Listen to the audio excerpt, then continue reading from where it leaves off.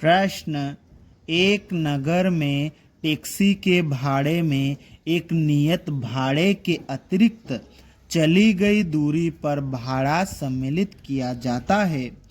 10 kilometre दूरी के लिए भाड़ा 105 रुपये है तथा 15 किलोमीटर के लिए भाड़ा 155 रुपये है। नियत भाड़ा तथा प्रति किलोमीटर भाड़ा क्या है? एक व्यक्ति को 25 किलोमीटर यात्रा करने के लिए कितना भाड़ा देना होगा? इस प्रश्न में हमें टैक्सी का नियत भाड़ा और प्रति किलोमीटर भाड़ा क्या है यह ज्ञात करना है। और इसके बाद में एक व्यक्ति यदि 25 किलोमीटर यात्रा तय करता है तो उसे कितना भाड़ा देना होगा यह भी ज्ञात करना है। तो इस प्रश्न को हल करने के लिए हम लिखेंगे हल। माना कि टैक्सी का नियत भाड़ा बराबर, टैक्सी का नियत भाड़ा हम x रुपये मान लेंगे तथा लिखेंगे टैक्सी का प्रति किलोमीटर भाड़ा बराबर, प्रति किलोमीटर हर किलोमीटर के हिसाब से टैक्सी का भाड़ा y रुपये मान लेंगे।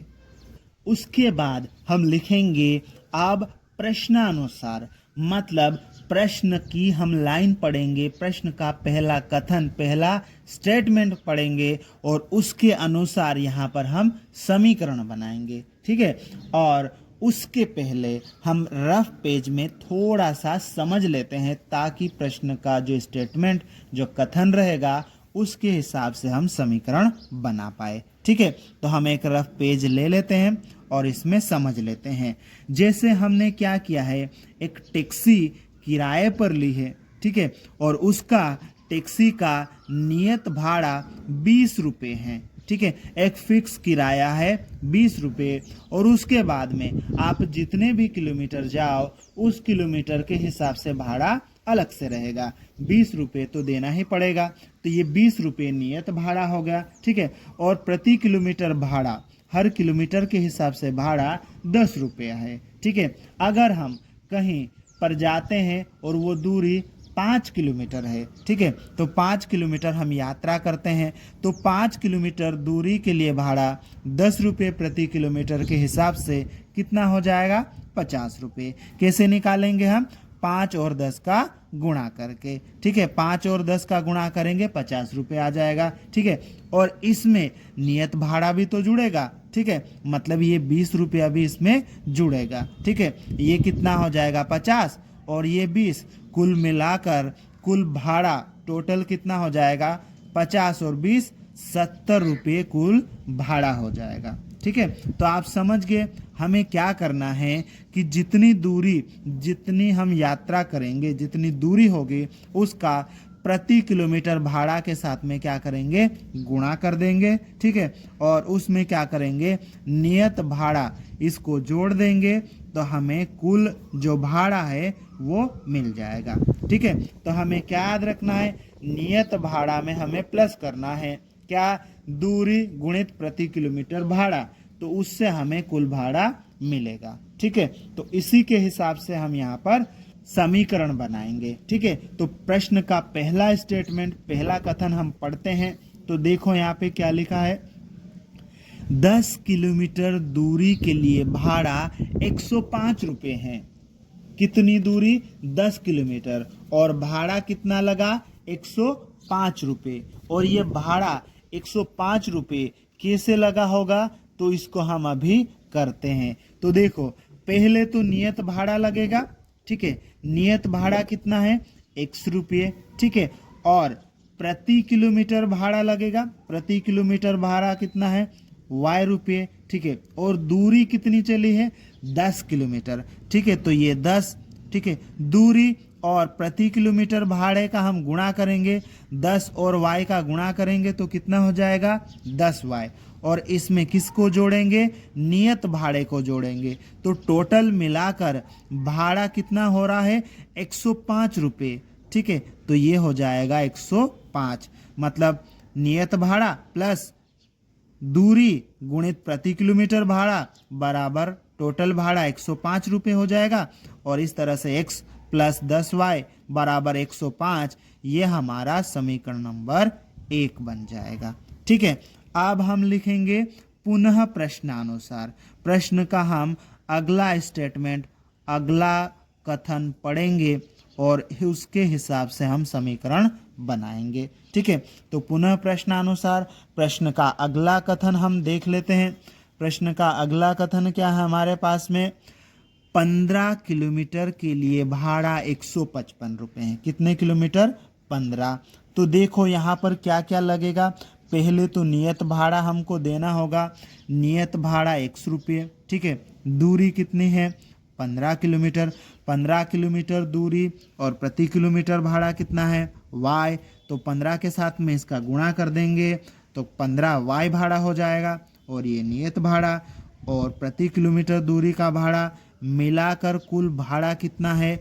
155 रुपये है। ठीक है, इस तरह से x + 15y बराबर 155, ये हमारा समीकरण नंबर 2 हो जाएगा। ठीक है, इस प्रकार से हमने इस प्रश्न की सहायता से 2 समीकरण बना लिए हैं। अब हम इन समीकरणों को प्रतिस्थापन विधि से हल करेंगे, और जब हम प्रतिस्थापन विधि से समीकरणों को हल करते हैं तो दोनों में से जो समीकरण छोटा होता है उसे हम लेते हैं। तो देखो जरा, समीकरण 1 और समीकरण 2, इन दोनों में से छोटा समीकरण या आसान समीकरण कौन सा है? तो समीकरण 1 हमें छोटा लग रहा है, तो हम समीकरण 1 को लेंगे और उससे x या y का टेम्परेरी मान निकालेंगे। इसके लिए हम लिखेंगे अब समीकरण 1 से, और उसके बाद में समीकरण नंबर 1 को लिख लेंगे। अब समीकरण 1 में देखो, हमें x का मान निकालना आसान है या y का? तो x का मान निकालना आसान है, तो x का मान हम निकालेंगे।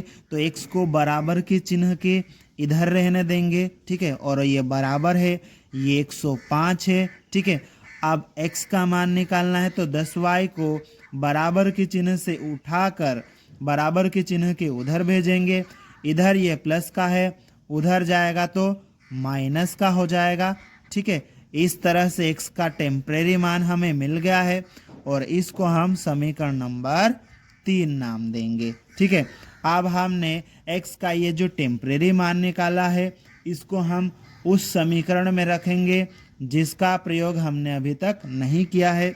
समीकरण 1 का प्रयोग हमने कर लिया है, समीकरण 2 बचा हुआ है, तो इस मान को हम समीकरण नंबर 2 में रखेंगे।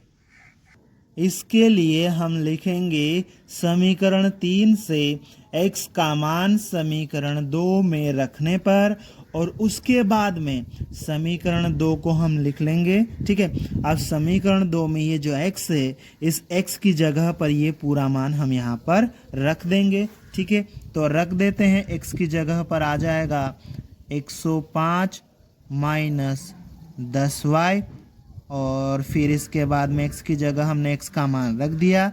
अब ये बाकी चीज़ें हम लिख लेते हैं, ये जैसा था हमने वैसा लिख लिया। ठीक है, अब यहाँ पर हमें y का मान निकालना। ठीक है, y का पद दिख रहा है तो y का मान निकालना है। तो ये जो संख्या है इसको बराबर के चिन्ह के उधर भेजेंगे हम। ठीक है, तो ये -10y + 15y बराबर 155। ये 105 इधर प्लस का उधर जाएगा तो माइनस का हो जाएगा। ठीक है, अब देखो -10y + 15y, दोनों के चिन्ह अलग अलग है तो यहाँ घट जाएगा। ठीक है, घटाने के बाद में कितना आ जाएगा? यहाँ पर 5y आएगा। ठीक है, बराबर 155 में से 105 घटाएंगे तो कितना आ जाएगा? 50।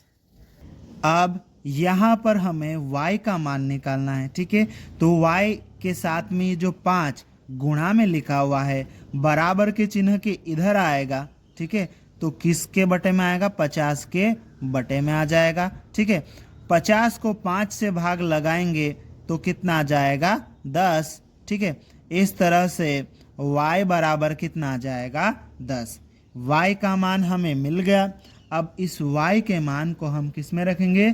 समीकरण नंबर 3 में रखेंगे।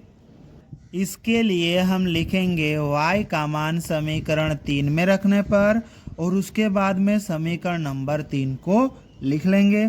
अब समीकरण 3 में ये जो y है, इस y की जगह पर y का मान 10 हम रखेंगे। ठीक है, तो ये x लिख लेते हैं, ये बराबर, ठीक है, और ये 105, ठीक है, ये माइनस और ये 10 और y चिपके हुए, मतलब इनके बीच में गुणा का चिन्ह है, तो y का मान y की जगह पर जो लिखा जाएगा वो भी गुणा में लिखा जाएगा। ठीक है, तो इस तरह से x बराबर 105 माइनस 10 गुणित 10 कितना हो जाएगा, 100 हो जाएगा। ठीक है, अब 105 में से हम 100 घटाएंगे तो कितना मिलेगा, 5 मिलेगा। ठीक है, इस तरह से हमें x का मान 5 मिल गया और y का मान हमारे पास में 10 है ही। x को हमने नियत भाड़ा माना था, तो नियत भाड़ा जो है 5 रुपये हो गया और y को हमने प्रति किलोमीटर भाड़ा माना था, तो प्रति किलोमीटर भाड़ा 10 रुपये हो गया। ठीक है, ये दोनों हमें मिल गए। अब हमें क्या निकालना है, अगर कोई व्यक्ति 25 किलोमीटर यात्रा करे तो उसे कितना भाड़ा देना होगा। ठीक है, तो ये हमें निकालना है। इसके लिए हम लिखेंगे अब 25 किलोमीटर दूरी का भाड़ा बराबर 25 किलोमीटर दूरी का भाड़ा कैसे निकलेगा, पहले तो हम उसमें नियत भाड़ा जोड़ेंगे। ठीक है, नियत भाड़ा लिखेंगे प्लस, ठीक है, कितनी दूरी है 25 किलोमीटर, तो 25 लिखेंगे और उसके साथ में प्रति किलोमीटर भाड़े का गुणा करेंगे तो 25 किलोमीटर दूरी का भाड़ा मिलेगा। ठीक है, और इसको पूरे को जोड़ देंगे तो पूरा जो फाइनल कुल भाड़ा है वो हमें मिल जाएगा। ठीक है, अब हम यहाँ पर क्या करेंगे, x और y का मान रख देंगे। ठीक है, तो x का मान कितना है हमारे पास में 5, तो यहाँ बराबर का चिन्ह लगाएंगे, x का मान हम रख देंगे 5 प्लस ये कितना है 25 और ये गुणा में y है। ठीक है, तो गुणा का चिन्ह लगा देंगे। y का मान कितना है 10, तो यहाँ पर हम लिख देंगे 10। ठीक है, अब हम क्या करेंगे, अब आगे इसको और सोल्व कर लेते हैं। तो देखो ज़रा, ये बराबर का चिन्ह हम लगाएंगे, ये बराबर और उसके बाद में ये 5 प्लस 25 गुणित 10 कितना हो जाएगा 250। 5 में 250 को हम जोड़ेंगे तो कितना मिलेगा 255।